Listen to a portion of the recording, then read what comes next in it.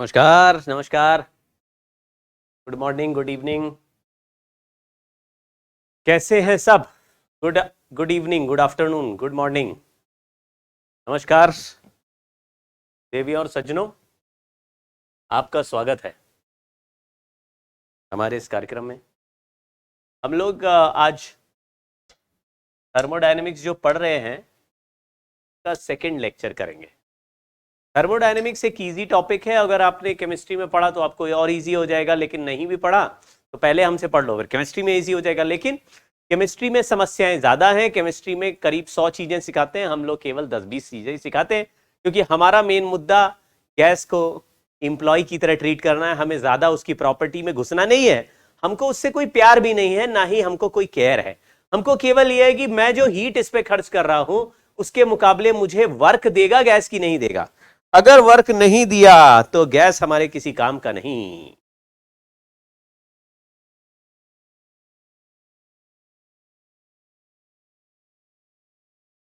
तो हम लोग थर्मो के 1-2 क्लासेस, 2 लेक्चर शायद और होंगे, मतलब इस वीकेंड पे खत्म हो जाएगा थर्मोडायनेमिक्स, और फिर हम लोग आगे चलेंगे अपना हीट वीट में। और टॉपिक के तो मैंने वीडियो भेजे थे। थोड़ा सा मैं आपको थर्मल कंडक्शन रेडिएशन के वीडियो मैंने भेज दिए हैं, उसको आप देखिएगा। उसी वीडियो से थर्मल रेडिएशन के भी वीडियो भेज दिए। रेडिएशन का चाहोगे तो एक क्लास या कुछ सवालों की प्रैक्टिस करा देंगे। रेडिएशन भी पढ़ना पड़ता है। मैं आपसे गुजारिश करूंगा कि आप HC वर्मा से एक बार रेडिएशन पढ़ लीजिए। HC वर्मा में रेडिएशन बहुत अच्छे से एक्सप्लेन्ड है, बहुत अच्छा तरीके से दिया हुआ है। इस हिसाब से हमको आगे चलना है। और क्या समस्या है? तो थर्मोडायनेमिक्स में अभी हम लोग दिख रहे हैं, मिताली कह रही हैं P1 V1 से P2 V2 करने के लिए इनफाइनाइट वेज कैसे हो गए। जैसे किसी का प्रेशर और वॉल्यूम चेंज करना है तो इनफाइनाइट वेज कैसे हो गए। मैं कहता हूं आपके पास जो पिस्टन है उसको आप धक्का दीजिए। अगर आप पिस्टन को 1 मीटर पर सेकेंड से धक्का देके ले जाएंगे V1 से V2 तक तो एक प्रोसेस हो जाएगा। उसी पिस्टन को अगर 2 मीटर पर सेकेंड से धक्का देके ले जाएंगे तो कोई दूसरा प्रोसेस हो जाएगा। तो केवल धक्का देने में ही 50 प्रोसेस हो सकते हैं, क्योंकि धक्का तेजी से देंगे, धीरे धीरे चलाएंगे, स्पीड कांस्टेंट रखेंगे, एक्सेलरेशन कांस्टेंट रखेंगे, हर केस में हीट, वर्क डन और इन चेंज इन इंटरनल एनर्जी अलग आएगा। हम अभी बहुत छोटी मानसिकता के साथ पढ़ रहे हैं कि किसी को कंप्रेस करना है तो कंप्रेस ही कर रहे हैं ना। कंप्रेस करने के रेट से भी प्रोसेस बदल जाता है।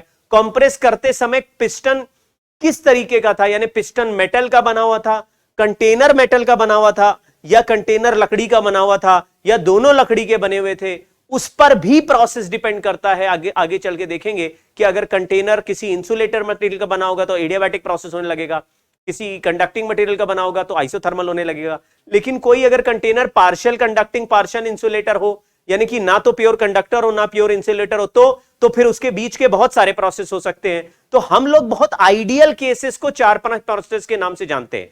जैसे किसी गैस को पिस्टन वाले कंटेनर में रख के अगर स्प्रिंग से कंप्रेस करोगे तो प्रोसेस बदल जाएगा। अगर उसको कंटेनर को गर्म करते करते कंप्रेस करोगे तो अलग प्रोसेस हो जाएगा। आप ये खेल समझने की कोशिश करो कि बहुत सारे अलग अलग तरीके से गैस को एक्सपैंड या कंप्रेस करने के लिए आप जो भी चीज अलग करोगे तो एक अलग प्रोसेस हो जाएगा। जो भी अलग करो, जैसे तुमने कहा सर कंटेनर को मैंने फ्रिज के अंदर रख दिया और फिर फ्रिज के अंदर बैठ के ही मैं उसको कंप्रेस कर रहा था, तो सराउंडिंग टेम्परेचर ठंडा ठंडा था, तो गैस ठंडी भी हो रही है लेकिन कंप्रेस करने से गर्म भी हो रही है। तो सर ऐसे में तो प्रोसेस कौन सा हो गया, कौन सा हो गया इसका नाम नहीं पता, लेकिन ये एक नया प्रोसेस हो गया। अगर तुम रूम टेम्परेचर में रख के ऐसे कर रहे होते तो अलग प्रोसेस हो रहा होता। तो बहुत सारी चीजें हैं बच्चों जो हमारे सराउंडिंग के हिसाब से और हमारे जो हम इफेक्ट लगा रहे हैं, जिस मेथड से चेंज कर रहे हैं उससे बदल सकती है, तो प्रोसेस का नाम भी बदल जाएगा। तो आप ये मत सोचिए कि सर प्रोसेस तो यही 4-5 होते हैं जिसमें प्रेशर कांस्टेंट होता है, वॉल्यूम कांस्टेंट होता है, ऐसा जरूरी नहीं है। टड़ंग टड़ंग टड़ंग। लास्ट क्लास में हमने जो लास्ट में बात कर रहे थे मोलर हीट कैपेसिटी की थी। मोलर हीट कैपेसिटी की बात कर लेते थोड़ी सी, और हीट कैपेसिटी की भी। देखो कोई ऑब्जेक्ट को इसका टेम्परेचर मुझे मान लो 1 डिग्री चेंज करना है, तो इस ऑब्जेक्ट का टेम्परेचर मुझे 1 डिग्री चेंज करना है, तो कैसे करेंगे? ये मान लीजिए मेरे घर के सामने एक पत्थर पड़ा था, ये पत्थर का टेम्परेचर 30 डिग्री है, मैं इसको 31 डिग्री करना चाहता हूं, तो कैसे करूंगा? सर इसको चाटने लगी है, ये हो जाएगा, ऐसे हो जाता है क्या?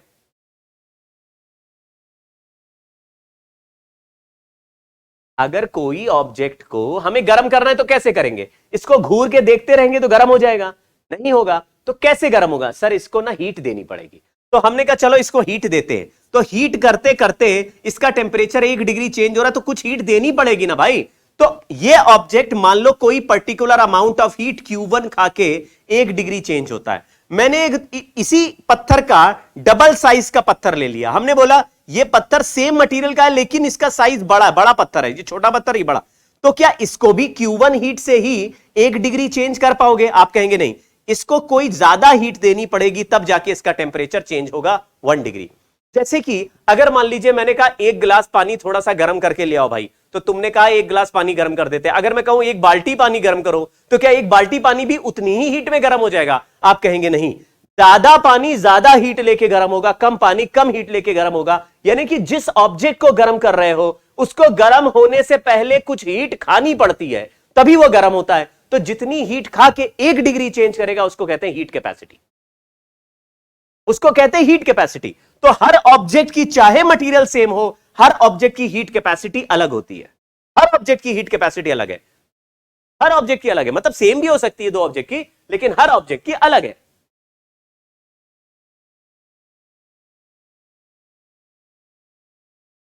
ठीक है। अब जो टेम्परेचर गर्म करने के लिए चाहिए वैसा ही टेम्परेचर ठंडा करने के लिए भी हीट निकालनी पड़ती है। तो ये नहीं कहना सर टेम्परेचर ठंडा करेंगे तो क्या होगा। अबे हीट कैपेसिटी सेम रहेगा, बस उसमें हीट निकलेगी तो बॉडी टेम्परेचर ठंडा, टेम्परेचर कम हो जाएगा। अगर हीट इसको बॉडी को दोगे तो टेम्परेचर बढ़ जाएगा। तो उसमें नहीं फंसना है। ये सब रोआ राई नहीं मचाओ कि सर आप गर्म कर रहे हैं कि ठंडा कर रहे हैं, उस पर डिपेंड करेगा। नहीं करता, गर्म करें या ठंडा करें, अगर 1 डिग्री चेंज करेंगे तो जो हीट दे रहे हैं वैसा हीट निकालेंगे तो ठंडा हो जाएगा। क्या?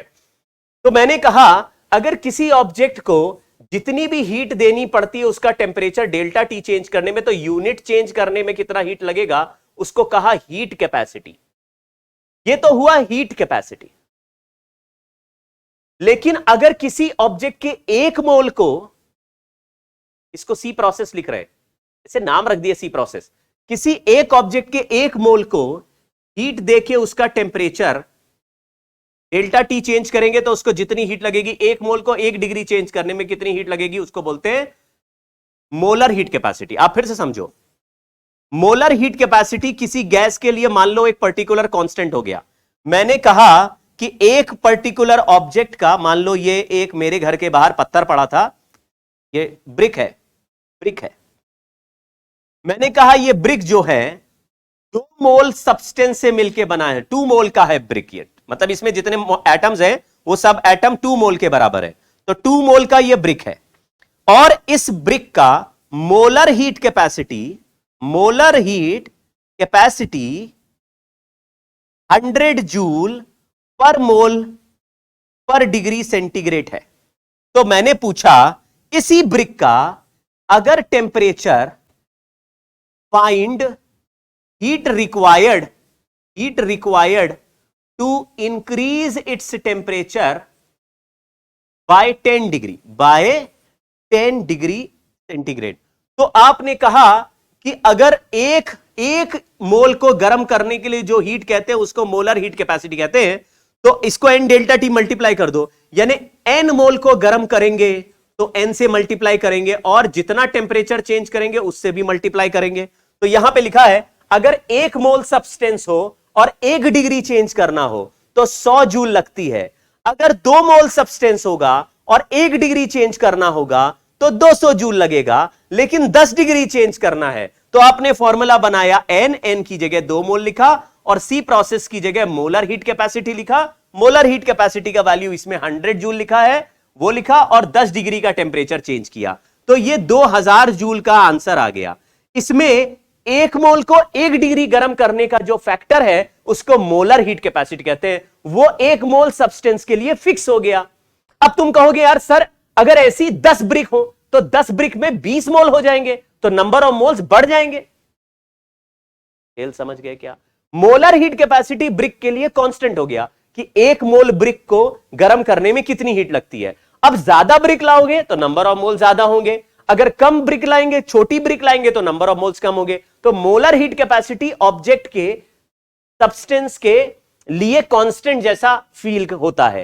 हीट कैपेसिटी किसी भी सब्सटेंस का कांस्टेंट नहीं होता, उसमें ऑब्जेक्ट का मास बढ़ाने से हीट कैपेसिटी बढ़ जाता है।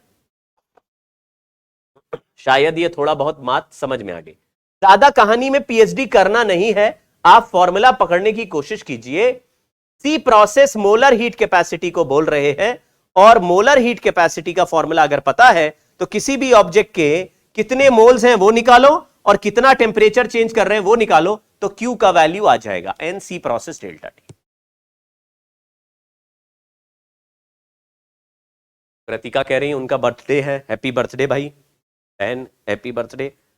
कृतिका नाम है, हाँ, और ये मे बी लेडी होंगी या गर्ल होंगी, ऐसा लग रहा है नाम से।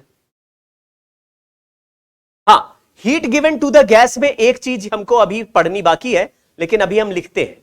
चलिए पहले कुछ रिलेशंस लिख लेते हैं, सीपी, सीवी, गामा और आर के बीच में पहले रिलेशन लिख लेते हैं।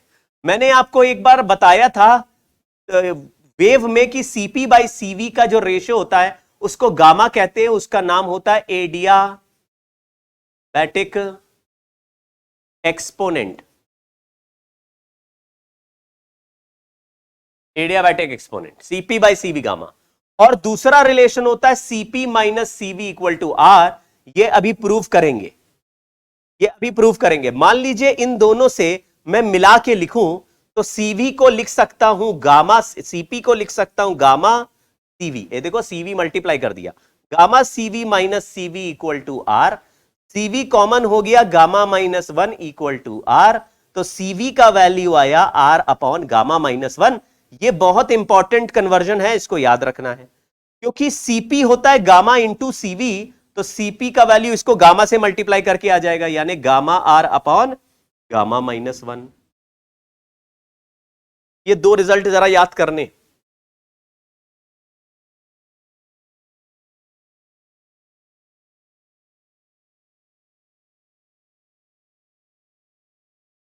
तो चार रिजल्ट्स हो गए हमारे पास, CP minus CV is R, CP by CV is gamma, CV is R by gamma minus 1, ऐसे। CP molar heat capacity at constant pressure, CV is molar heat capacity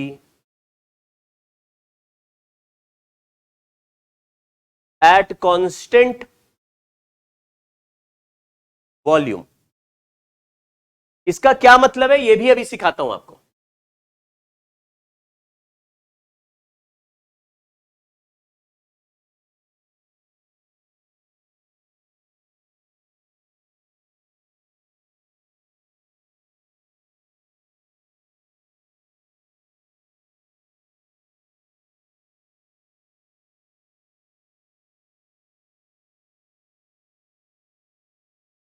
Suryansh ने एक सवाल पूछा कि सर एनसीईआरटी में लिखा है कि वो जो ये जो मोलर हीट कैपेसिटी है मास पर डिपेंड नहीं करता, ये गैस के नाम पर डिपेंड करता, मास पर नहीं।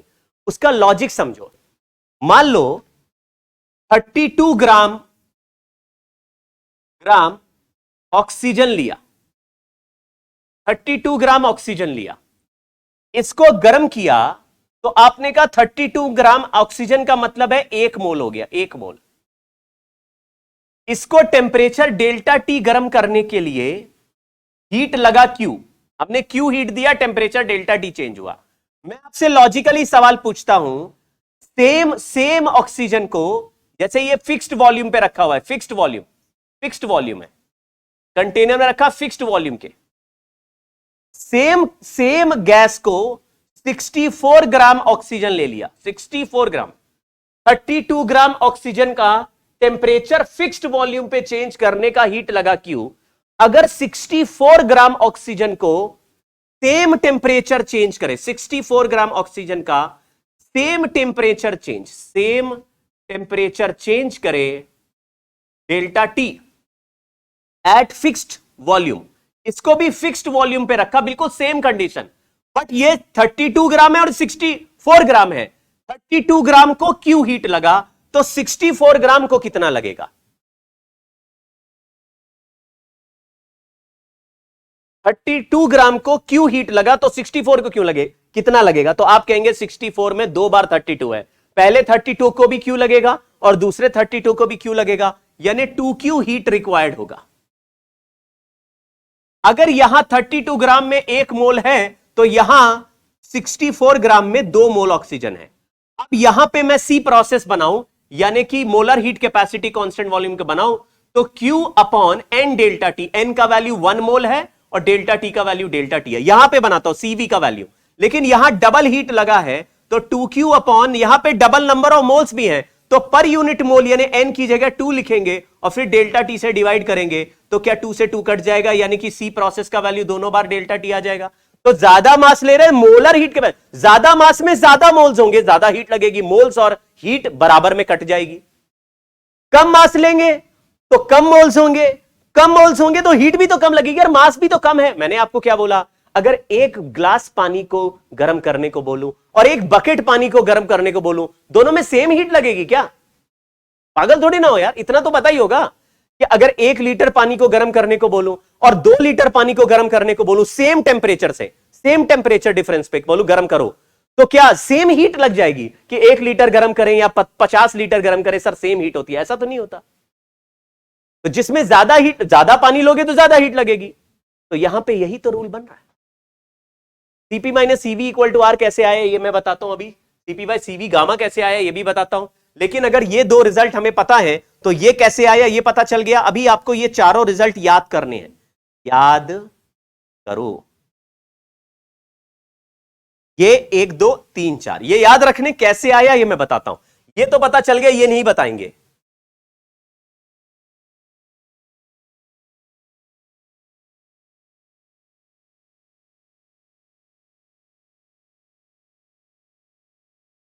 एडियाबैटिक एक्सपोनेंट क्या होता है ये भी बताते हैं।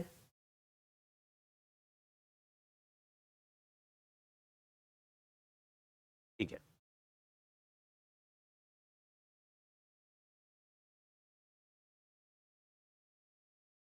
हम लोग ने 2 चीजें पढ़ी, एक तो है क्यू, क्यू को बोलते हैं heat given,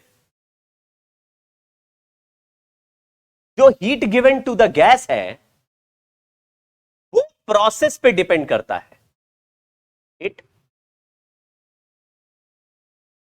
depends on the process, यानी कि अगर किसी भी गैस का टेम्परेचर डेल्टा टी चेंज करोगे तो हर प्रोसेस में अलग अलग हीट देना पड़ता है। क्यों देना पड़ता है, यही फर्स्ट लॉ ऑफ थर्मोडायनेमिक्स है, ये भी अभी आपको आ जाएगा। तो लिखते हैं यहां, पहले आगे एक पेज कर लेते हैं फिर लिखते हैं। सवाल है specific heat capacity of gas of diatomic molecules are given, ये भी अभी करते हैं।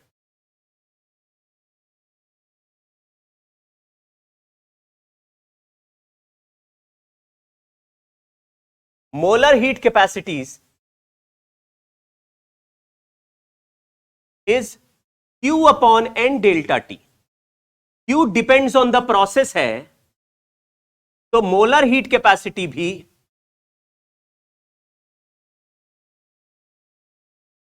capacity also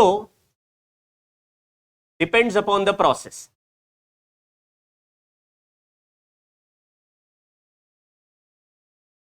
There are infinite processes दुनिया में, there are infinite molar heat capacities, लेकिन सर हमने तो सुना है कि 2 हीट कैपेसिटी होती है, सीपी और CV.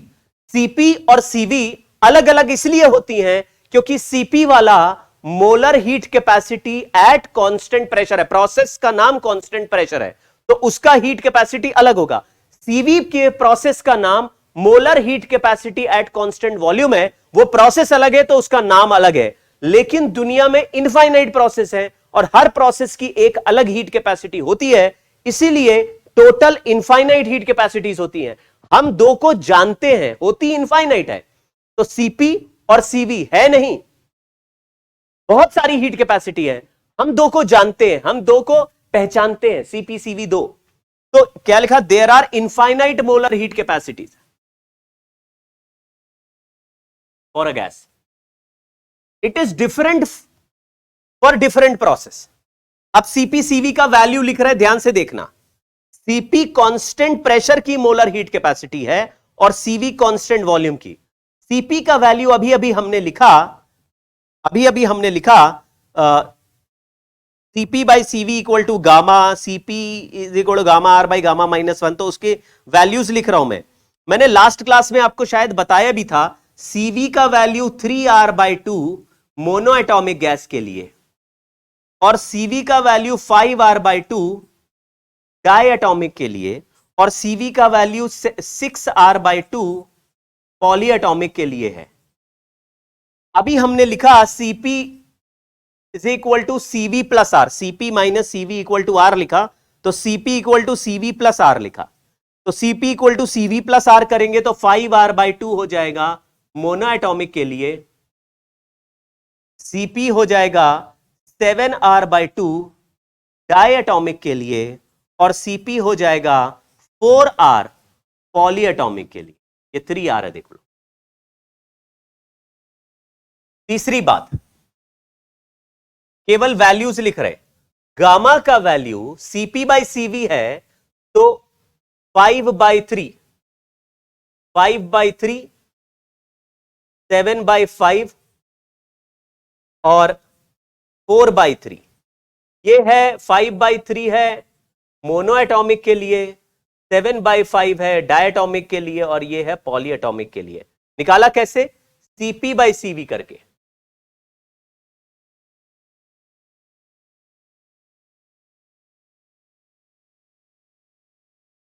CP by CV, in values को लिख के याद रखना है।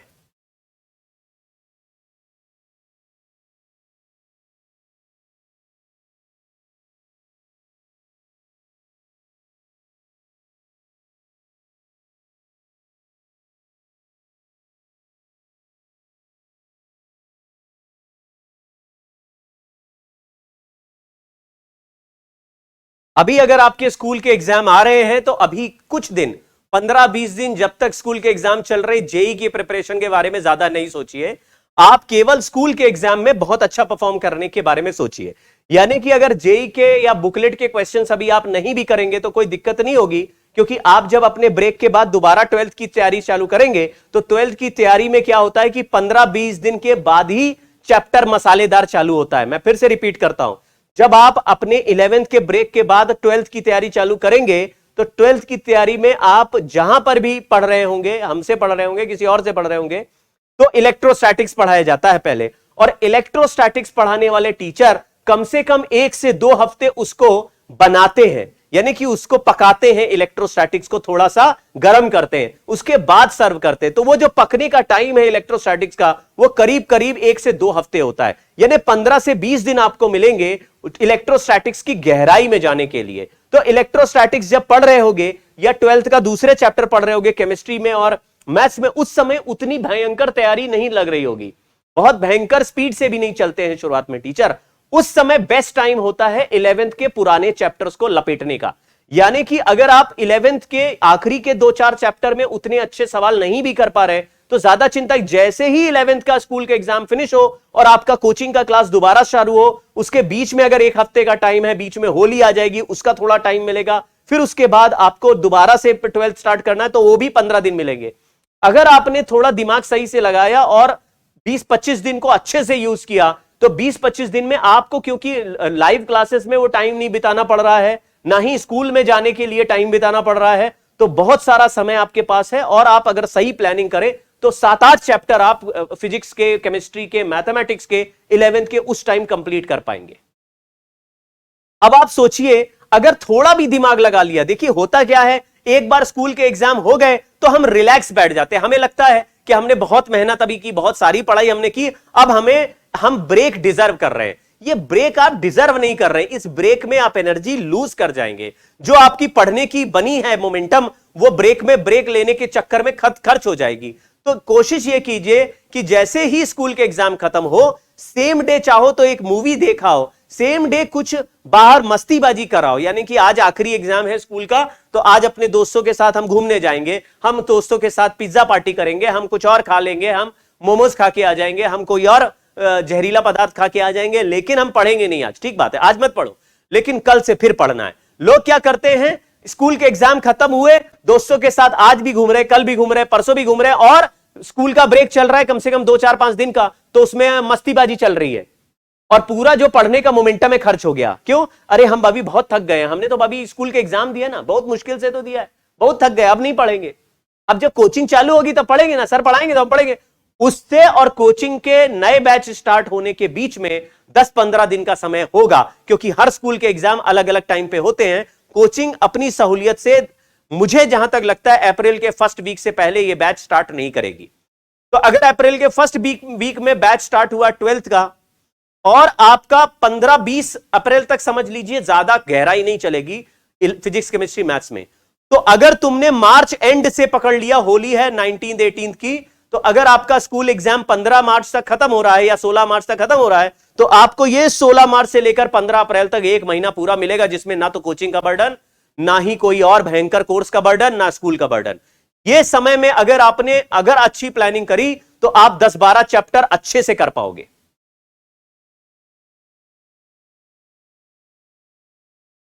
मतलब चालाकी रखिए। सर अगर सारे नहीं हो पाए तो, अरे नहीं हो पाए तो नहीं हो पाए। दूसरी फायदा यह होता है कि कोई भी कोचिंग में पढ़ोगे या यहां भी पढ़ोगे या कुछ भी करोगे, सब जगह 12th का सिलेबस नवंबर एंड में फिनिश होता है।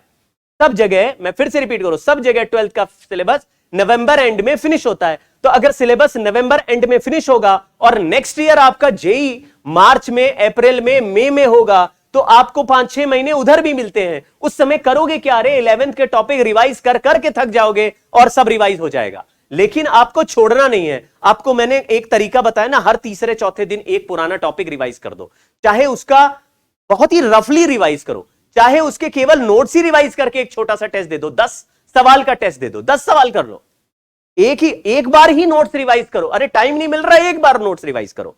सर हम करते 3-4 घंटे तो रिवीजन में लगता, मत करो 3-4 घंटे रिवाइज, एक हफ्ते रिवाइज करोगे तो केवल अपने नोट्स रिवाइज कर लो। दोबारा जब रिवीजन आएगा तो हर दिन, 2 दिन में, 3 दिन में एक चैप्टर पुराना रिवाइज कीजिए। ऐसे ही बैकलॉग कंप्लीट होता है। और कभी भी आइडियल तैयारी की कोशिश मत कीजिए, कभी भी आइडियल दुनिया के बारे में मत सोचिए कि हम सब सारे सवाल जब करना सीख जाएंगे तब हम रिवाइज करेंगे, हमको सब कुछ आता होगा तब हम आगे बढ़ेंगे। ऐसा नहीं होता भाई, ऐसा नहीं होता। चलिए, तो ये हमने सीपी, सीवी और गामा लिख दिया है, इनके वैल्यूज याद रखने हैं। अब आपको थोड़ा गहराई में ले चलता हूं और सिखाता हूं कि क्या हो रहा है कहानी में। यहां पर एक फॉर्मूला और बनाता हूं बच्चों, ये लास्ट क्लास में वैसे बनाया था मैंने, वो शायद आपको याद होगा। हाँ ये रहा, ये फॉर्मूला अच्छा इंपॉर्टेंट है ये वाला। मैं फिर से लिखता हूं, यहां पे ना एक पेज लगा देता हूं और उसमें लिखता हूं।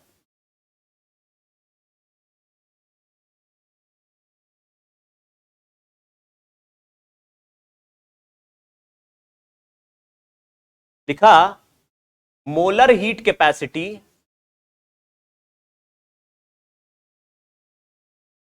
Upon molecular mass equal to specific heat capacity.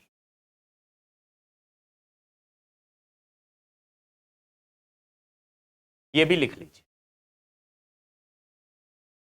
Question, find difference between specific heat capacity of helium at constant temperature, नहीं constant pressure and at constant volume।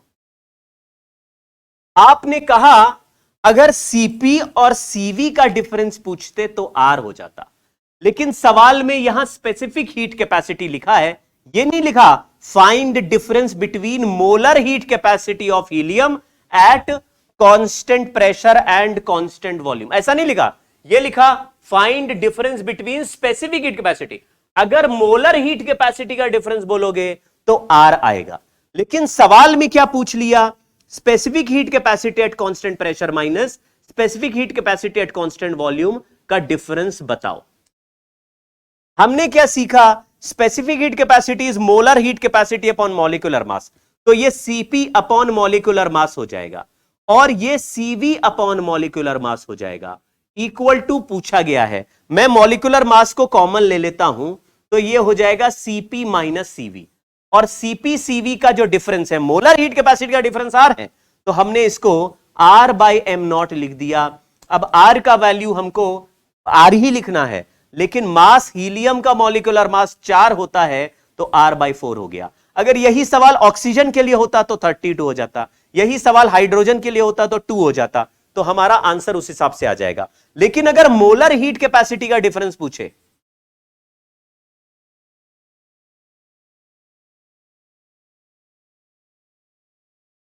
वो आर रहेगा। तो आपको क्वेश्चन में डिफरेंस समझ में आया?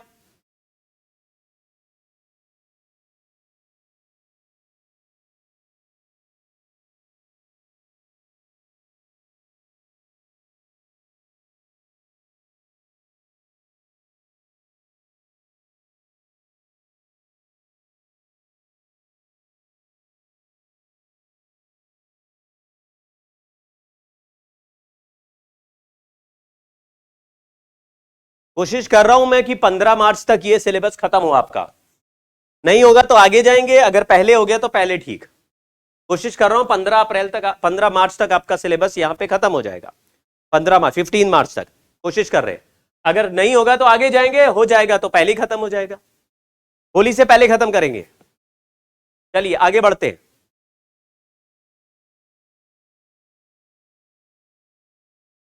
अब देखो,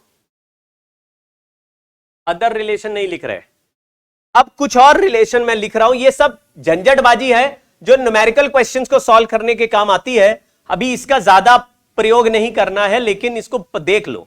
फॉर मिक्सचर ऑफ गैसेस, कई बार सवालों में मोलर हीट कैपेसिटी पूछते हैं या आपको सीपी सीवी का वैल्यू पूछते हैं, वो याद रहता है। जैसे किसी ने बोला हाइड्रोजन की सीवी का वैल्यू क्या है, तो आपने बोला हाइड्रोजन तो डायटोमिक गैस है, तो डायटोमिक गैस का सीवी होता है 5r/2, तो 5r/2 लिख दिया। सीपी का वैल्यू उसमें r ऐड कर दो 7r/2। लेकिन अगर किसी ने बोला 4 मोल हाइड्रोजन और 3 मोल हीलियम को मिला के मिक्सचर बनाया, तो बताओ सीवी का इफेक्टिव वैल्यू क्या हुआ। ऐसे सवाल में जिसमें मिक्सचर ऑफ गैसेस दिया हो, उसके लिए 4 फॉर्मूले बना रहा हूं। इफेक्टिव मॉलिक्यूलर मास, ये केमिस्ट्री में पढ़ाया जाता है सब। Molecular mass m is equal to n1m1 plus n2m2 upon n1 plus n2। 3 है तो तीसरा भी लगा देना। m मॉलिक्यूलर मास है, n1 है पहले गैस का नंबर ऑफ मोल्स और उसी गैस का मॉलिक्यूलर मास, दूसरा है नंबर ऑफ मोल्स दूसरे का मॉलिक्यूलर मास, और फिर टोटल नंबर ऑफ मोल्स से डिवाइड कर दी। दूसरा इफेक्टिव डिग्री ऑफ फ्रीडम,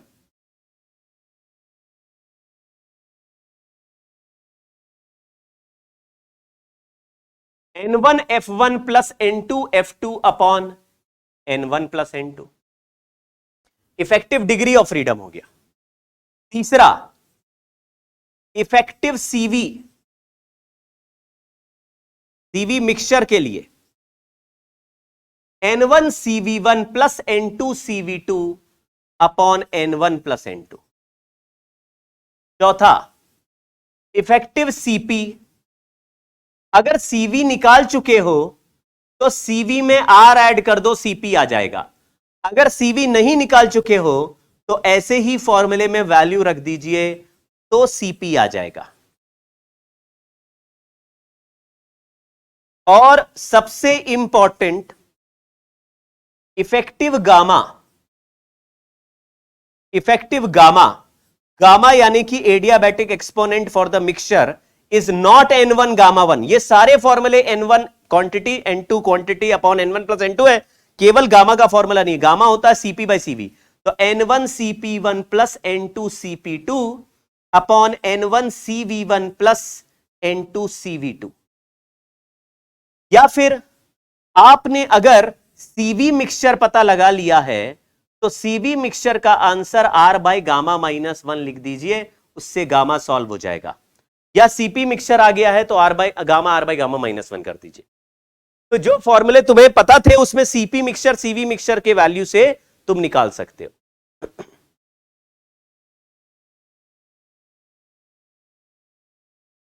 हाँ, वेव के चैप्टर में जब हम वेलोसिटी ऑफ साउंड वेव के डीपीपी में एक दो सवाल ऐसे रहे होंगे जिसमें हम लोग गामा अगर 2-3 गैस मिला के एक गैस दे दिया और फिर पूछा वेलोसिटी ऑफ साउंड बताओ तो फॉर्मूला होता था gamma R T by M. अब गामा कैसे निकाले तो गामा इस फॉर्मूले से निकाल देंगे, और एम कैसे निकाले, एम उस मॉलिक्यूलर मास उस फॉर्मूले से निकाल देंगे, gamma R T by M वाला फॉर्मूला फिर रख देंगे। Gamma R T by M.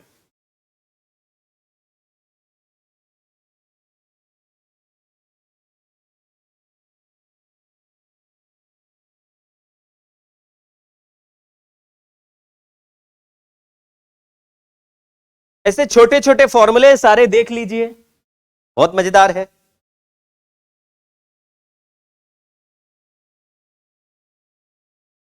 ये जो छोटे छोटे फॉर्मूले इनका कॉन्सेप्ट से कोई ज्यादा लेना देना नहीं है, लेकिन ज्यादातर सवालों में ये फंस जाते हैं, फिर बहुत दुख होता है, अरे सर ये तो आपने बताया नहीं, ये तो सिखाया नहीं। तो इसको देख लो, अभी थर्मोडायनेमिक्स के कॉन्सेप्ट में घुसेंगे तो थर्मोडायनेमिक्स ही चलेगा, ये फॉर्मूले वैसे ही याद करके चलते रहने आपको। चलिए अब हम कहानी स्टार्ट करते हैं अपनी। जय श्री राम। थर्मोडायनेमिक्स का फर्स्ट लॉ। फर्स्ट लॉ कहता है कि अगर एक कंटेनर में कोई गैस है जो हमारे लिए, उसको अगर हम हीट दे दे Q और गैस ऐसे एक्सपैंड होके वर्क दे दे W, हमने हीट दी Q और वर्क डन हमें W मिल गया, और जो थोड़ी एनर्जी इसके अंदर रह जाएगी उससे उसका इंटरनल एनर्जी चेंज हो जाएगा। तो मैंने बोला मैंने इसको दिया 100 जूल हीट और इसने 80 जूल वर्क कर दिया, तो मैंने 100 जूल दिया था, इसने मुझे 80 जूल लौटाया, तो 20 जूल कहां है?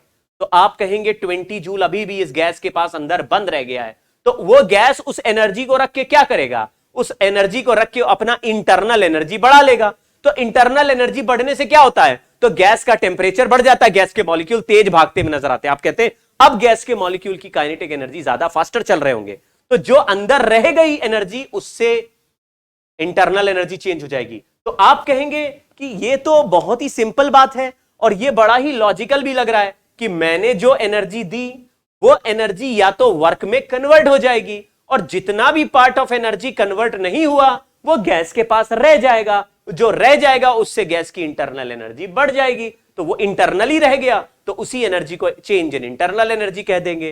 तो हमारा फर्स्ट लॉ ऑफ थर्मोडायनेमिक्स है कि गैस का जो हीट हमने दिया उससे मुझे वर्क डन मिलेगा, नहीं तो वो चेंज इन इंटरनल एनर्जी।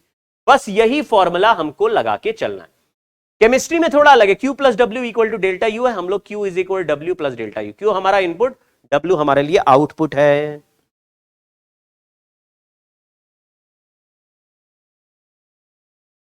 अरे गामा समझाते हैं, रुक जाओ ना भाई।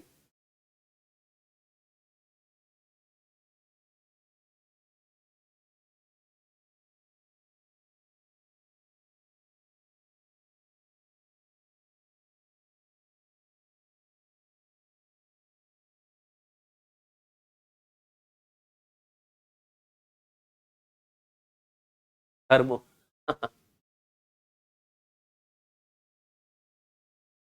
First law of thermodynamics thermodynamics हो गया।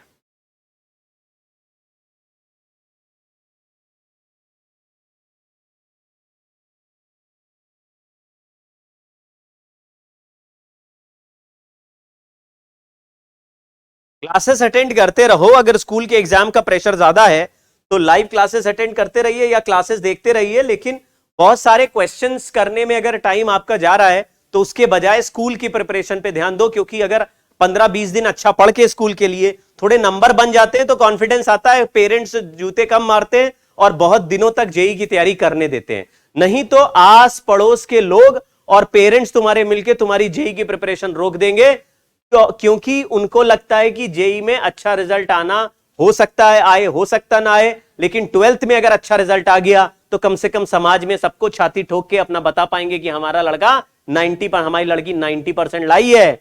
अब कोई कुछ कहेगा नहीं कि हमारी लड़की पढ़ती नहीं थी, कहे सब कहो पढ़ती थी, चाहे आईआईटी में हो ना हो, क्योंकि आईआईटी में तो वैसे ही कम लोगों का होता है। तो वो जस्टिफिकेशन दुनिया को, समाज को देने के लिए आपको मजबूर करेंगे कि आप जेईई की प्रिपरेशन छोड़ के स्कूल और बोर्ड की प्रिपरेशन पे लग जाएं। लेकिन इससे कुछ होता नहीं है, क्योंकि बोर्ड और स्कूल की प्रिपरेशन से कभी किसी का जेईई नहीं हुआ, और स्कूल की प्रिपरेशन थोड़ी कम ज्यादा भी हो तो भी जेईई हो सकता है, जरूरत नहीं है। और देखो, जेईई क्वालिफाई करके ही अगले अच्छे कॉलेज में यानी आईआईटी में एडमिशन मिलेगा। वहां पे स्कूल के कितने भी अच्छे नंबर हैं उससे फर्क नहीं पड़ेगा। तो स्कूल के अच्छे नंबर इररेलेवेंट हैं। स्कूल टीचर्स को यह सुनने में हमेशा बुरा लगता है, उनको ऐसा भ्रम है कि स्कूल के नंबर बता के कभी भी कहीं नौकरी लग जाएगी, कभी नहीं लगती। मेरे स्कूल में नंबर कितने भी खराब थे, आज तक किसी ने भी नहीं पूछे। और जब जेईई आईआईटी में जब मैं इंटरव्यू देने गया तो मेरे को केवल आईआईटी में मैं बैठा हूं इसलिए कंपनी वहां पे आई थी। मेरे इंटरव्यू में एलिजिबिलिटी वही थी कि मैं आईआईटी में पढ़ता हूं। आप समझिए जरा, जब हमारा जॉब सीन चल रहा था, जॉब रिक्रूटमेंट चल रहा था, तो कम से कम 10 या 11 कंपनीज में मैंने इंटरव्यू दिए थे, और हर इंटरव्यू का एक ही बेसिस था कि मैं आईआईटी में पढ़ता हूं तो मैं जरूर अच्छा बच्चा हूं, इसलिए मुझे कंपनीज चांस देंगी अपने यहां इंटरव्यू देने का। कोई ये नहीं पूछ रहा था मुझसे कि तुम्हारे 12th में कितने नंबर थे और तुम किस स्कूल में पढ़ते थे। ये जो स्कूल वाले अपने मुगालते में घूम रहे हैं कि हमारे स्कूल सबसे अच्छा है, हमारे स्कूल के नाम से तुम जाओगे तो तुम्हारी लाइफ कट जाएगी, कभी नहीं होता। किसी स्कूल के नाम से कुछ नहीं होता। ये आपको, कुछ लोगों को सुन के बुरा लगेगा जो दिन रात स्कूल की तैयारी में मेहनत करते हैं। कभी ये मत सोचिएगा कि स्कूल का नाम लगा देंगे तो तुम्हारे को कोई फायदा मिलना, कभी नहीं मिलने वाला। ये पहली बार ऐसा होगा कि कॉलेज जिसमें पढ़ते हो वहां का फायदा तो तुम्हें हो सकता है, स्कूल का कोई फायदा नुकसान नहीं होगा। तुम खुद आईआईटी में देखोगे, ऐसे ऐसे इंडिया के कोने से और ऐसे ऐसे स्कूल से बच्चे आए होंगे जिनका नामो निशान तुमने नहीं सुना होगा। तुम अपने सपने में भी नहीं सोचते होगे कि इस नाम का इस जगह पर कोई स्कूल भी रहा होगा। इसलिए इससे फर्क नहीं पड़ता कि आप स्कूल में क्या कर रहे हैं और स्कूल में कितने अच्छे नंबर लाए। ये जो बिल्कुल सच्ची बात बोल रहा हूं, इसको सुनते ही बहुत लोगों को मिर्ची लगने वाली है। लगेगी तो लगेगी, क्योंकि ये पॉलिटिकली करेक्ट बात नहीं है। पॉलिटिकली करेक्ट बात क्या है? स्कूल भी इंपॉर्टेंट होता है, कुछ इंपॉर्टेंट नहीं होता। Q is equal W plus, हमने बोला डेल्टा U प्रोसेस पर डिपेंड नहीं करता, प्रोसेस इंडिपेंडेंट।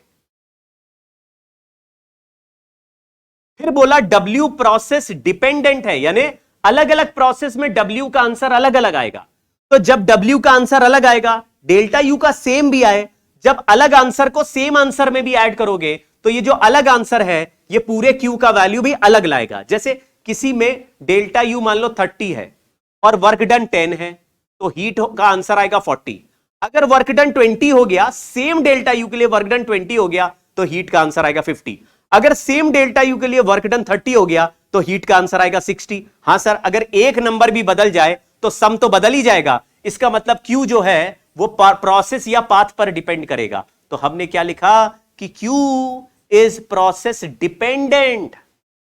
अब जो C प्रोसेस होता है वो Q से बनता है, तो यानी वो Q upon N delta T था। Q प्रोसेस पर डिपेंड कर रहा है तो ये भी प्रोसेस पर डिपेंड करता है। ये हमने थोड़ी देर पहले लिखा था, लेकिन अब मुझे पता चल गया। इसलिए हर प्रोसेस का मोलर हीट कैपेसिटी अलग आएगा बच्चों, इसलिए मैंने C प्रोसेस लिखा है। जिस प्रोसेस में होंगे उसी प्रोसेस के हिसाब से मोलर हीट कैपेसिटी आएगा, Q भी उसी से आएगा।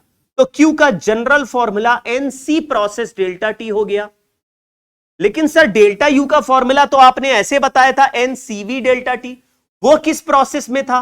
वो किसी भी प्रोसेस में, यानी इन एनी प्रोसेस। तो सर यहां CV क्यों लिखा है? CV तो molar heat capacity at constant volume होता है।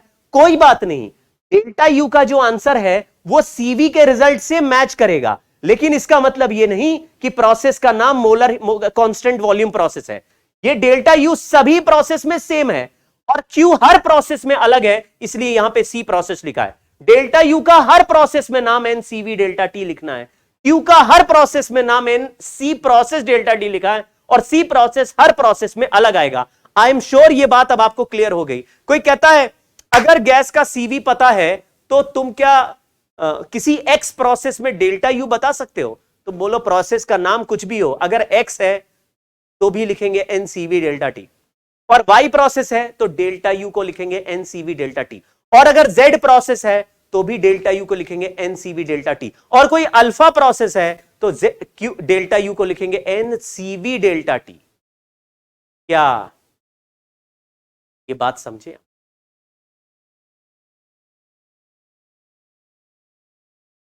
हाँ देखो, अब मुझे पता था कि एक दो बच्चे ये बोलेंगे कि सर इंटरव्यू में क्वेश्चन पूछते हैं। आप मेरे YouTube चैनल पे जाना बच्चों, सुनो, जो तुम लोग जो इंटरव्यू में मार्क्स पूछते ना वो पूछना। अच्छा ये बताओ, अगर तुमने बोला किसी इंटरव्यूअर को मेरे 70% आए थे 12th में, उसको ये सुन के क्या लगेगा, अच्छे नंबर थे कि खराब नंबर थे? क्योंकि हर बोर्ड का मार्क्स देने का क्राइटेरिया अलग है। हो सकता है एक बोर्ड पे 70% में तुम टॉपर हो और दूसरे बोर्ड पे 70% में तुम बॉटम पे हो, तो 70% सुन के इंटरव्यूअर कभी गैस नहीं कर सकता तुम्हारे नंबर अच्छे थे कि खराब थे, ये याद रखिएगा। तो आपको ये बात क्लियर हो रही होगी कि अगर तुम कहते हो मेरे 90% आए और तुम हैदराबाद उसके आंध्र प्रदेश वाले बोर्ड में हो तो सबके 98-99% वहां पे चले जाते, 95% आते, तो वहां का 90% भी बाबा जी का ढुल्लू है, इसलिए इससे फर्क ही नहीं पड़ता। तो जो आपको लल्लू बना रहा है कि इंटरव्यू में नंबर पूछते हैं, आप मेरा यूट्यूब चैनल में देखना, वहां पे लोकेश चावला का इंटरव्यू लगा हुआ है, आप पूछना उसको सुनना, लोकेश चावला को। लोकेश चावला 12th में एक साल फेल हो गया था। अब बताइए इससे भी खराब नंबर हो सकते क्या? 12th में एक साल फेल हो गया, अगले साल पास हुआ, आईआईटी फिर किया, आईआईटी हो गया, पास हो गया 12th में, तब आईआईटी हो गया, लेकिन एक साल फेल हो गया। जब उसकी मार्कशीट देखी तो उसका 10th था 1993 में और 12th है 1996 में। उसने बोला 10th और 12th के बीच में 3 साल का डिफरेंस क्यों है? उसने बोला एक साल फेल हो गए थे, उसको तुरंत नौकरी दे दी। बोलो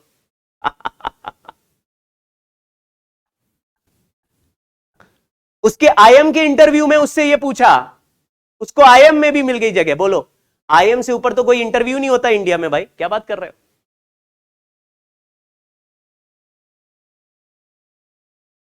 सब ओवररेटेड बातें हैं।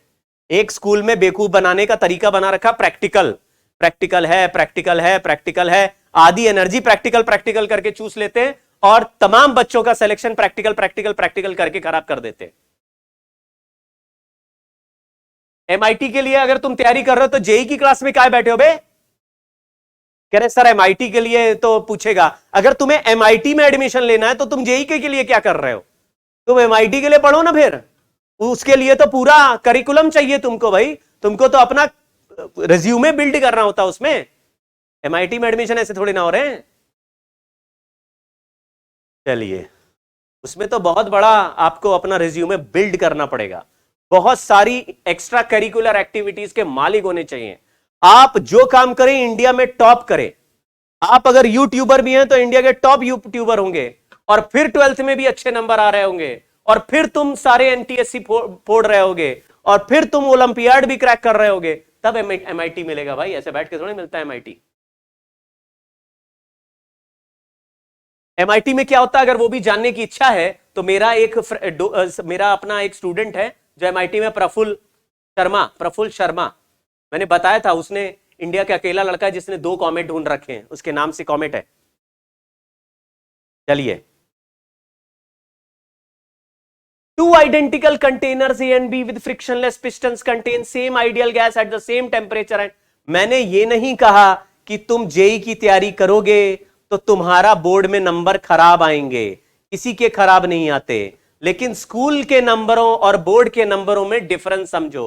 Nobody is going to ask you तुम्हारे स्कूल के यूनिट टेस्ट में कितने नंबर आए थे, तुम्हारे स्कूल के हाफ ईयरली में कितने नंबर आए थे, nobody is bloody going to ask you that. तुम्हारा बोर्ड में क्या नंबर था पूछ सकते हैं, बोर्ड का नंबर स्कूल पे कहां डिपेंड करता है, वो तो तुम्हारे आंसर और बोर्ड पे डिपेंड करता है, बोर्ड के पेपर पे, वहां पे स्कूल कहां आ गया। तो मैं ये कह रहा हूं स्कूल को लाइटली लो, बोर्ड के जब एग्जाम आएंगे तो बोर्ड में अच्छे नंबर लाना भाई, अभी क्यों परेशान हो हर एग्जाम के लिए। चलिए, Two identical containers A and B with frictionless piston contain the same ideal gas, same temperature and same volume. The mass of ideal gas is Ma, B, Mb. Gas in each container now allowed to expand isothermally to the same final volume 2V. The change in pressure in A and B are found to be delta P and 1.5 delta P.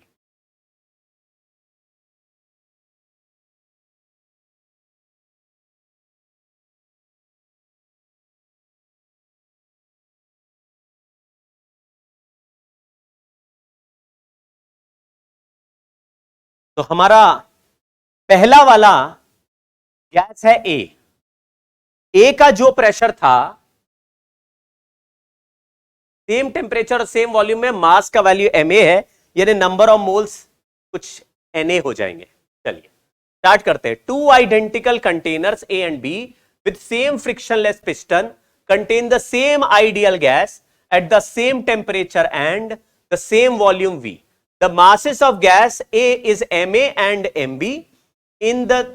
In each cylinder now allowed to expand isothermally with same final volume 2V. अब volume V से gas को 2V पे ले जाएं और isothermally यानी temperature constant रहे, तो पहले वाले गैस का प्रेशर बदल के Pa/2 हो जाएगा और दूसरे वाले गैस का प्रेशर Pb बदल के Pb/2 हो जाएगा. क्यों? क्योंकि अगर आइसोथर्मल प्रोसेस में है यानी टेम्परेचर कांस्टेंट है तो Pv is equal to nRT करेंगे, तो पहले प्रेशर Pa है और वॉल्यूम V है इज इक्वल टू nRT कर दिया. बाद में प्रेशर Pa' है और वॉल्यूम 2V है, तो Pv इज इक्वल टू नया nRT करें या पुराना nRT करें, nRT सेम है क्योंकि नंबर ऑफ मोल्स R और T. तो हमने इसको आपस में कंपेयर किया तो वॉल्यूम डबल करने से प्रेशर आधा हो जाएगा. देखो आप P1V1 इक्वल टू P2V2, ये फॉर्मूला अगर लगाओ तो वॉल्यूम आधा हो जाएगा, सॉरी वॉल्यूम डबल करेंगे तो प्रेशर हाफ हो जाएगा. तो हमारा पहला वाला प्रेशर चेंज आया Pa/2 और दूसरा जो प्रेशर चेंज आया वो आया Pb/2. तो इनका रेशियो जो हो गया Pa/Pv का वैल्यू वो हो गया 1/1.5. अब हमारा Pv is equal to nRT होता है तो T और वॉल्यूम सेम है यानी pressure equal to NART/V. RT/V दोनों गैस का सेम है यानी प्रेशर और नंबर ऑफ मोल सेम है. प्रेशर और नंबर ऑफ मोल सेम है तो प्रेशर और मास भी सेम है, तो हमने यहां पे mass A upon mass B लिख दिया. यानी pressure is proportional to number of moles और number of moles is proportional to mass of gas, तो pressure is proportional to mass of gas. अब इसको आप लिखिए तो आपको क्या पूछा है, यहां मल्टीप्लाई, तो 3/2 लिख देंगे तो 2/3 Ma.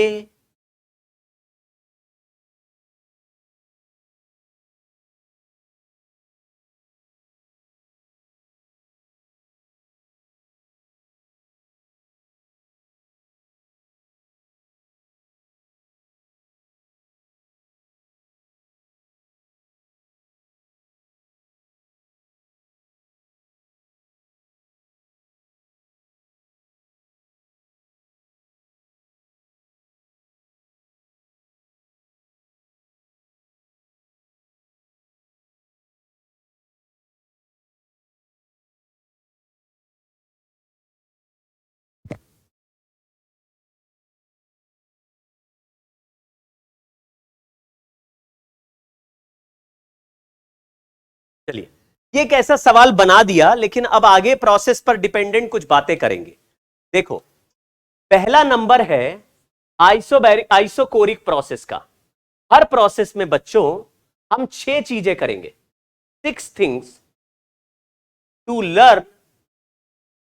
ये लिखना नहीं है, इन एनी प्रोसेस, बस समझना है. ये जो मैं लिख रहा हूं इसको समझो. हर प्रोसेस में 6 चीजें मैं आपको सिखाऊंगा या आप मुझको बताएंगे और उन 6 चीजों को याद कर लेंगे. मतलब उसको दिमाग में रखना, बार बार पढ़ के, लेकिन इतनी ऑब्वियस और लॉजिकल चीजें हैं जो कि आपको याद हो ही जाएंगी. क्वेश्चंस करेंगे वो याद ही हो जाएगी. जैसे अगर मैं आपको पूछूं कि कांस्टेंट वॉल्यूम प्रोसेस यानी आइसोकोरिक प्रोसेस की कंडीशन क्या है, ऐसा क्या होता है कि प्रोसेस का नाम आइसोकोरिक हो जाए?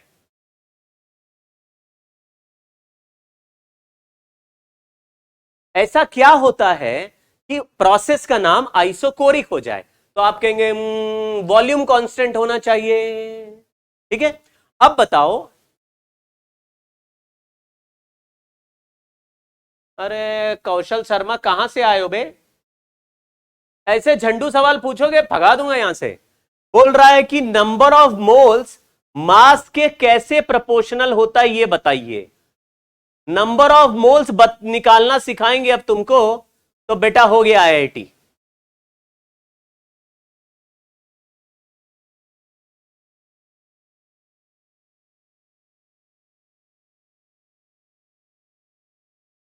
अरे यार ये सब सवाल पूछोगे तो कैसे जिएंगे हम तो।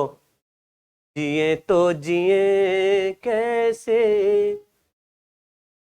देखो हमने क्या लिखा कि किसी भी प्रोसेस में 6 चीजें हमको लिखनी है। अब जैसे मैंने बोला ये बताओ आइसोकोरिक प्रोसेस में क्या होता है, आपने बोला वॉल्यूम कांस्टेंट होता है, तो क्या इसको रटना पड़ रहा है आपको? सर बहुत याद करना पड़ गया, आपने बोला आइसोकोरिक प्रोसेस, हमने याद किया कि वॉल्यूम कांस्टेंट। ऐसे ही लॉजिकल, अगर वॉल्यूम कांस्टेंट है तो प्रेशर और टेम्परेचर आपस में डायरेक्टली प्रोपोर्शनल है। तो कुछ ऐसी इंफॉर्मेशन मैं हर प्रोसेस के बारे में आपको लिखाता हूं, कुछ इंफॉर्मेशन हर प्रोसेस के बारे में यहां लिखा रहा हूं, उनको आप लिखिए। कितनी चीजें हैं? 6 चीजें हैं। तो आपको हमेशा कोई कहता है यार ये बताओ थर्मोडायनेमिक्स रिवाइज करी कि नहीं करी, तो आप सबसे पहले ये 5 प्रोसेस हम पढ़ेंगे और हर प्रोसेस की 6 इंफॉर्मेशन आपको दिमाग में रखनी है कि ये रिवाइज जरूर कर ले। बस हो गया। ठीक है, अभी ये आ जाएगा यार। ऋषभ जैन मत रुक जाओ भाई। 6 things to learn in any process. पहली चीज हर प्रोसेस की है कंडीशन। कंडीशन एंड इक्वेशन, मतलब हर प्रोसेस की कोई ना कोई इक्वेशन बनेगी और हर प्रोसेस की कोई ना कोई कंडीशन बनेगी। जैसे आइसोकोरिक प्रोसेस की कंडीशन है वॉल्यूम कांस्टेंट होना, आइसोबैरिक प्रोसेस की कंडीशन है प्रेशर कांस्टेंट होना, आइसोथर्मल प्रोसेस की कंडीशन है टेम्परेचर कांस्टेंट होना। तो हर प्रोसेस की कोई कंडीशन बन रही है तो बन रही है ना भाई, हम क्या करेंगे? वो तो दिया होगा प्रोसेस तो हम कर देंगे। दूसरा, किसी भी प्रोसेस में डेल्टा यू, डब्ल्यू और क्यू निकालना हमको सीखना होगा। और ये जो आंसर आएंगे, क्योंकि प्रोसेस जाने पहचाने हैं तो इनके आंसर भी फिक्स हो जाएंगे। जैसे डेल्टा यू का फॉर्मूला हर प्रोसेस में आपको एनसीवी डेल्टा टी लिखना है, क्योंकि प्रोसेस पे डिपेंड नहीं करता। तो हर प्रोसेस में delta U NCV delta T ही लिखते रहेंगे तो हमको कोई टेंशन ही नहीं है। एक चीज तो क्लियर हो गई।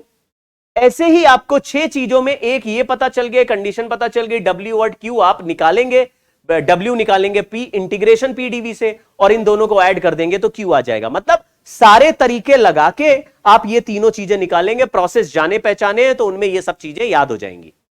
5वां नंबर है मोलर हीट कैपेसिटी।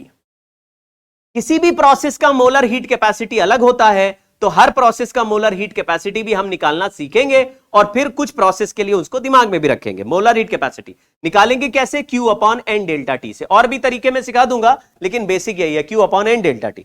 और 6वां है प्रोसेस के ग्राफ्स कैसे दिखेंगे, यानी जो भी वेरिएबल टर्म्स हैं उनके बीच में कैसा रिलेशन दिखेगा। प्रेशर वॉल्यूम का ग्राफ कैसा दिखेगा, वॉल्यूम टेम्परेचर का ग्राफ कैसा दिखेगा, प्रेशर डेंसिटी का ग्राफ कैसा दिखेगा। मैं जो बोल रहा हूं आपको समझ में आ रहा है? ये 6 इंफॉर्मेशन आपको हर प्रोसेस के लिए लिखनी है। इसको लिखो नहीं, इसको केवल सुन लो, समझ लो। चलिए, पहला हमारा प्रोसेस है आइसोकोरिक प्रोसेस। मैंने क्या बोला? 6 बातें लिखनी है। तो पहली बात लिखी कंडीशन। अब कंडीशन शब्द नहीं लिखना, कंडीशन लिखनी है। तो आपने बोला वॉल्यूम कांस्टेंट है कंडीशन, वॉल्यूम कांस्टेंट। और बोला P बाय टी यानी P1 bye T1 equal to P2 bye T2, यानी इक्वेशन बनाएंगे तो वॉल्यूम तो कांस्टेंट है, तो एक जगह का प्रेशर और टेम्परेचर का रेशियो दूसरे जगह के प्रेशर टेम्परेचर के रेशियो के बराबर है। हम लोग नॉर्मली लेके चलेंगे कि किसी भी गैस में मास कांस्टेंट चलेगा, मास कांस्टेंट है।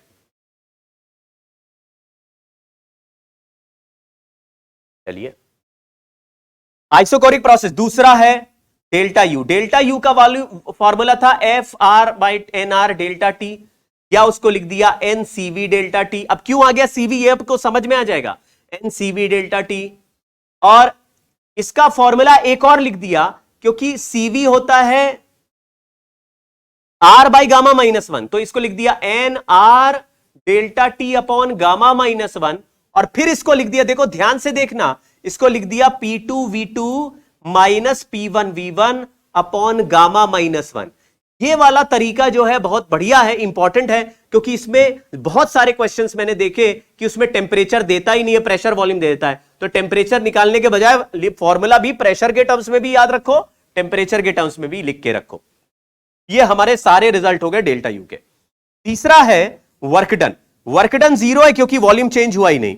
चौथा, हमको क्यू पता लगाना है। अब क्यू का वैल्यू होता है W plus delta you, W plus delta you, और W 0 है तो डेल्टा यू का वैल्यू जो था वही क्यू हो जाएगा, यानी NCV डेल्टा टी।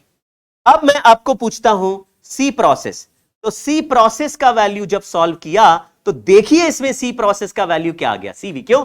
क्योंकि आप Q upon N delta T करो, Q upon N delta T. Q की जगह लिखा NCV डेल्टा टी, उसको N डेल्टा टी से डिवाइड कर दिया, N डेल्टा टी कट गया, क्या बच गया, CV।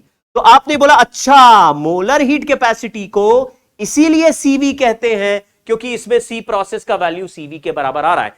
यही वैल्यू FR/2 है और यही वैल्यू R/γ-1 है।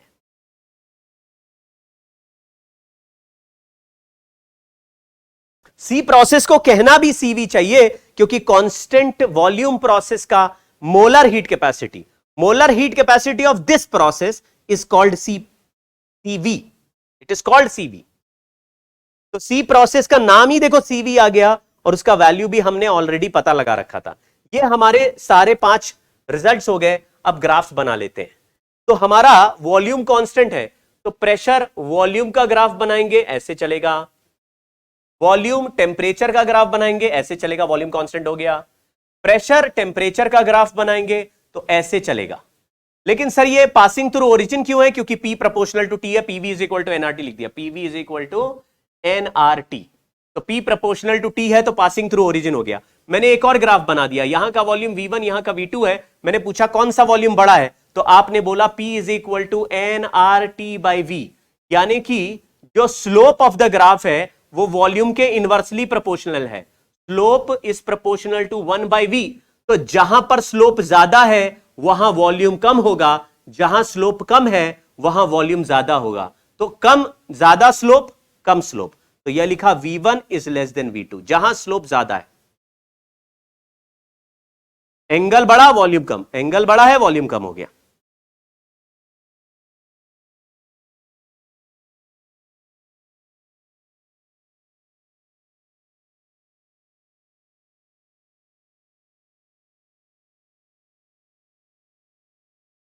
देखिए कहानी सिंपल है।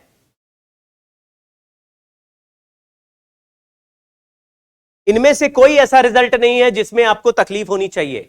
डेल्टा यू ऑलरेडी हमें पता है, हर प्रोसेस का यही होता है।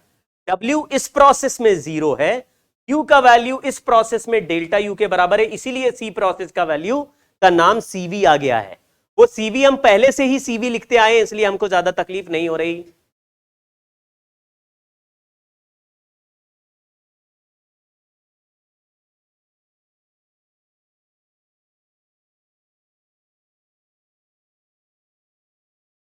इसमें और कोई ग्राफ नहीं बनाएंगे, ये 3 ही ग्राफ है और कोई ग्राफ नहीं बनाएंगे।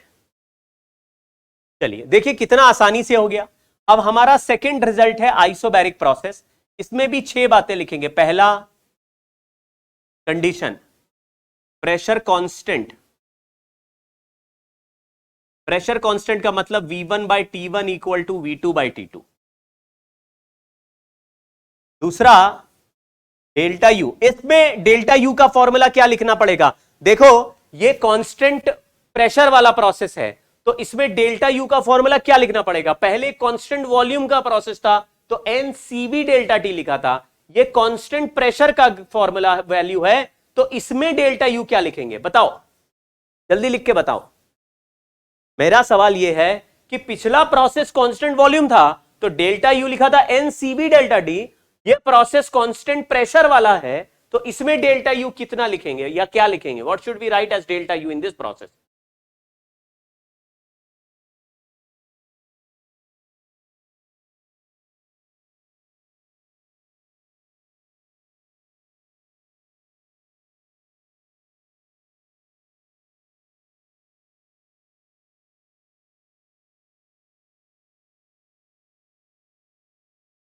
जैसे ही मैं कभी भी ये सवाल आपको पूछता हूं, लोग खो जाते हैं, भूल जाते हैं जो पढ़ाया, वो भावनाओं में बह जाते हैं, भावनाओं में बह जाते हैं।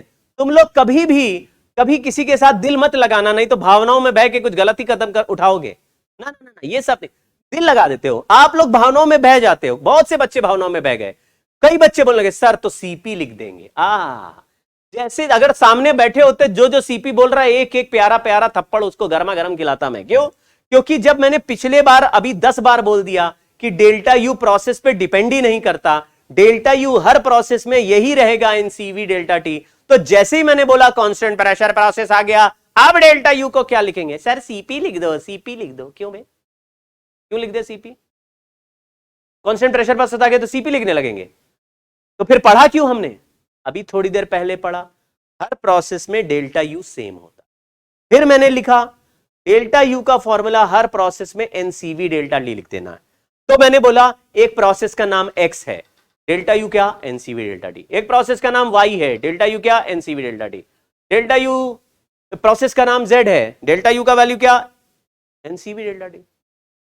तो सर प्रोसेस अगर कोई भी होगा तो सीवी अलग अलग नहीं होगा? अरे सीवी तो फिक्स रहता है, डेल्टा यू भी फिक्स रहता है, सीवी का नाम सीपी नहीं लिख देना। तो क्या लिखेंगे लल्ला? NCV delta T. अटक जाओ इस पे, अटक जाओ। तो आज अगर ये बात एक आपने सीखी और अपने दिमाग में बैठा ली कि सर मैं कभी भी प्रोसेस का नाम ही नहीं पूछूंगा अगर चेंज इन इंटरनल एनर्जी आप पूछ, I will not ever ask what kind of process that this gas is undergoing if we are required to solve only delta.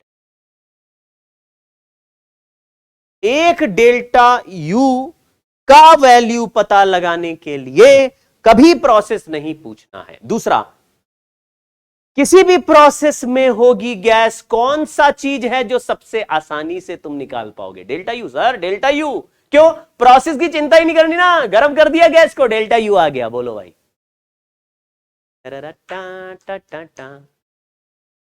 हाँ, काजी नूर का आंसर सही आया था। कई बच्चों का बहुत अच्छा सही, बिल्कुल पहली बार में ही सही और बड़ा जल्दी आंसर दिया था सीवी। तो लड़कियों का भी, कई लड़कियों का भी था। तो अभी सबके नाम तो मैं नहीं पढ़ सकता, टक टक टक आंसर आए थे, लेकिन यह है कि बहुत बच्चों ने पहली बार में ही सही आंसर दिया था। ऐसे नहीं सबने गलत दिया, लेकिन काफी लोगों ने सीपी भी बोला था। तीसरा नंबर, डब्ल्यू निकालते हैं, इंटीग्रेशन पी डीवी होता है, लेकिन सर प्रेशर तो कांस्टेंट है, तो इंटीग्रेशन से प्रेशर बाहर ले लो, तो V1 से V2 इंटीग्रेट करेंगे तो P bracket V2 minus V1 हो गया। अरे वाह, P डेल्टा V हो गया, वर्क डन, बहुत आसान हो गया। Work done is P delta V या NR delta T। P2 V2 minus P1 V1 is NR T2 minus NR T1। तो NR T2 में NR कॉमन ले लो, तो NR T2 माइनस T1 आ गया, तो P delta V work done लिख दो या NR डेल्टा T लिख दो। इसको यही लिख सकते हैं, P2 V2 PV2 minus 1 upon gamma minus 1, क्योंकि यहां पे P2 और P1 सेम है, तो P2 V2 minus P1 V1 upon gamma minus 1 ऐसे। लेकिन ऐसे बहुत रटने की जरूरत नहीं, एनसीवी डेल्टा टी और P2 V2 minus P1 V1 upon gamma minus 1, ये दो रिजल्ट बहुत अच्छे से याद रखने, P delta V NR delta T, ये भी दोनों रिजल्ट याद रखने। W हो गया। चौथा नंबर Q का है, Q होता है W प्लस U। Q को लिखा W NR delta T plus Q NCV delta T। फिर हमने लिखा मोलर, देखो ये दोनों ऐड कर देंगे तो आंसर आ जाएगा। फिर हमने लिखा molar heat capacity. Molar heat capacity का इस प्रोसेस में नाम Cp लिखना पड़ेगा, क्योंकि प्रोसेस का नाम ही कांस्टेंट प्रेशर है, तो नाम Cp लिख दिया, formula Q upon N delta T लिख दिया। Q की जगह लिखा NR delta T plus NCV delta T। NR delta T plus NCV delta T upon N delta T. अब देखो कुछ लोग बहुत देर से शोर मचा रहे थे कि सर प्रूफ करो CPCV प्लस आर होता है, प्रूफ करो CPCV प्लस आर होता है। तो CP is equal to CV plus R, यानी कि CP minus CV equal to R. ये कोई समझा क्या? आइसोबैरिक प्रोसेस में घुस जाओ और वहां पे W लिखो और डेल्टा U लिखो, उसको ऐड कर दो और उसको NCP डेल्टा T के इक्वल कर दो। आपको एक बात अब और बहुत आराम से समझ में आ गई होगी, उसको अभी डिस्कस करता हूं, इसको नोट कर लो।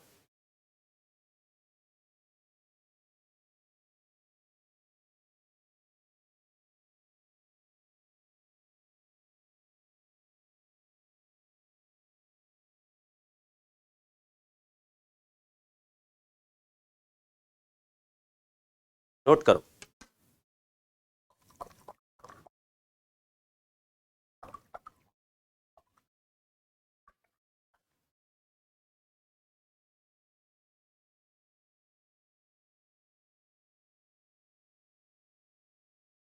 Graph, pressure, volume, pressure constant हो गया, प्रेशर, टेम्परेचर, प्रेशर कांस्टेंट हो गया,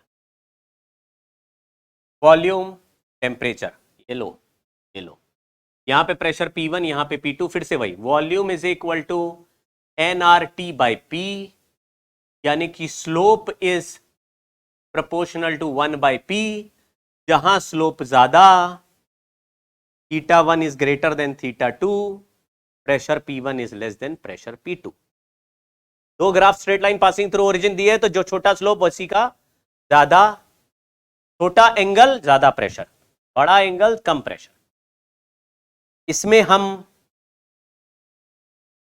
डेंसिटी और टेम्परेचर का ग्राफ बनाएं तो इनवर्सली प्रोपोर्शनल हो जाएगा, क्योंकि volume is proportional to density का रेसिप्रोकल, मास कांस्टेंट है, तो ऐसा ग्राफ बन जाएगा। डेंसिटी और टेम्परेचर, रो टी, रोटी, रोटी बन गई, रोटी, डेंसिटी और टेम्परेचर का ग्राफ। पिछली बार डेंसिटी का ग्राफ क्यों नहीं बनाया था? क्योंकि वॉल्यूम ही कांस्टेंट था तो डेंसिटी भी कांस्टेंट था, तो डेंसिटी कांस्टेंट रखो तो कांस्टेंट के ग्राफ तो ऐसे ही बनते हैं सीधे सीधे।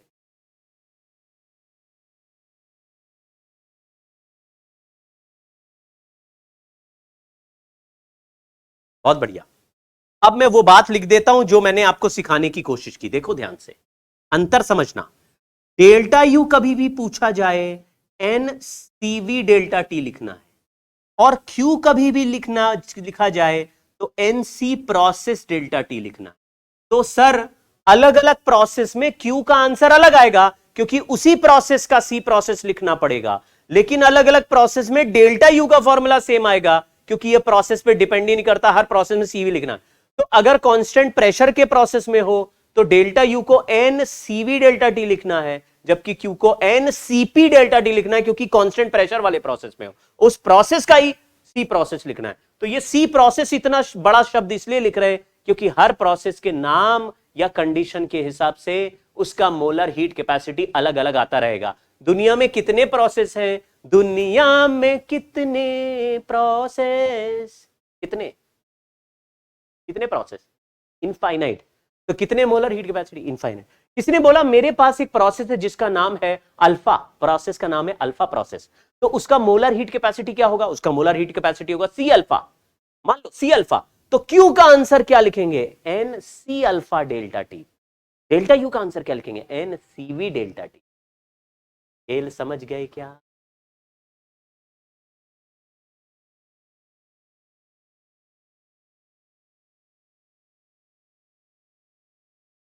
देखो CPCV मोलर हीट कैपेसिटी जरूर है, लेकिन वो होते कांस्टेंट है गैस के लिए। CV एक कांस्टेंट नंबर है, वो जैसे वाटर का स्पेसिफिक हीट कैपेसिटी, वाटर का स्पेसिफिक हीट कैपेसिटी 1 है, 1। वाटर का स्पेसिफिक हीट कैपेसिटी 1 कैलोरी पर ग्राम पर डिग्री सेंटीग्रेड है, 1 है, 1। तो क्या कहीं पर भी 1 लिखा रहेगा तो उसको वाटर का स्पेसिफिक हीट कैपेसिटी बोल दोगे? नहीं ना, आप लल्लू नहीं बनो। फिर से सुनो, CPCV किसी भी गैस के लिए कांस्टेंट है। अगर कोई कहता है कि इस गैस के लिए, जैसे Cp का वैल्यू ऑक्सीजन के लिए हमने निकाला, O2 लिखा है, तो ऑक्सीजन के लिए Cp का वैल्यू 7r/2 है और Cv का वैल्यू 5r/2 है। अगर ये गैस एडियाबैटिक प्रोसेस में हो तो भी इसका Cp का वैल्यू 7r/2 ही रहेगा और Cv का वैल्यू 5r/2 ही रहेगा। तो सर फिर CpCv क्यों रहेगा? वो तो किसी और प्रोसेस में, ऐसा थोड़ी ना है कि CpCv एक कांस्टेंट वैल्यू है जो हमें ऑलरेडी नोन होते हैं। अब इसका मतलब समझो, अगर कांस्टेंट वॉल्यूम प्रोसेस से गैस को गर्म करें तो उसका answer n 5r/2 delta T आएगा, क्यू का आंसर। करेक्ट? मैं फिर से रिपीट कर रहा हूं, बस एक मिनट और। अगर मैं कांस्टेंट प्रेशर प्रोसेस में उसी गैस को गर्म करूं तो क्यू का answer n 7r/2 delta T आएगा। ये 7r/2 5r/2 ये ऑलरेडी नोन है हमें, लेकिन कब कौन सा यूज करना है ये प्रोसेस डिसाइड करेगा क्यू निकालते समय। और डेल्टा यू निकालते समय हम हमेशा 5r/2 करेंगे, चाहे किसी भी प्रोसेस में हो। थोड़ा थोड़ा समझ में आ गया हो? नमस्कार। ये रो डेंसिटी है भाई, डेंसिटी।